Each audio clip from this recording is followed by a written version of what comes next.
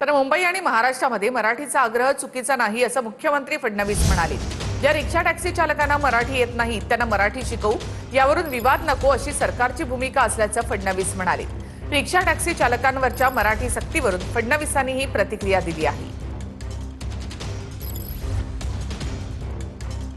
मराठीचा आग्रह चुकीचा नाही, पण भाषेवरून हिंसा आणि वाद नको असं म्हणत फडणवीसांनी मराठी सक्तीवरून आपली भूमिका स्पष्ट केली आहे। रिक्षा आणि टॅक्सी चालकांवरील मराठी सक्तीवरून मनसे आणि शिंदेच्या शिवसेनेचे संजय निरुपम आमने सामने आले आहेत। असं असताना सरकारनं आपली भूमिका स्पष्ट केली आहे। ज्या रिक्षा आणि टॅक्सी चालकांना मराठी येत नाही त्यांना मराठी शिकवू असं फडणवीसांनी म्हटलंय।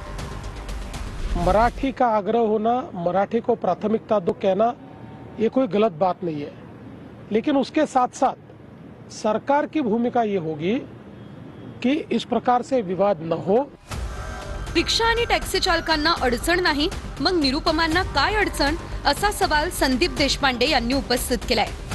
तर इंदोरी चाटचा हलवाई अशी टीका करत निरुपमांनी संदीप देशपांडे यांना उत्तर दिलंय। काल अनेक उत्तर भारतीय जे रिक्षा चालवणारे टॅक्सीवाले आहेत हे आमच्या पक्षातल्या अनेक कार्यकर्त्यांना पदाधिकाऱ्यांना भेटले। त्यांचं म्हणणं असं आहे की आम्ही भाषा शिकायला तयार आहोत, आम्ही भाषा बोलतो सुद्धा।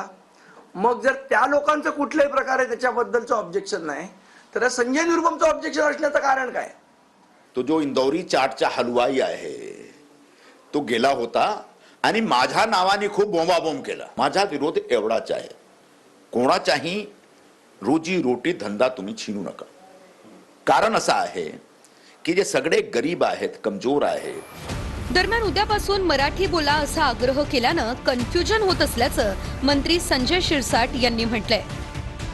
महाराष्ट्रामध्ये काम करणाऱ्या प्रत्येकाला मराठी आली पाहिजे हे सगळ्यांचं मत आहे, परंतु अचानक निर्णय घेऊन उद्यापासूनच मराठी बोल असा आग्रह करणं मला वाटतं थोडासा कन्फ्युजनचा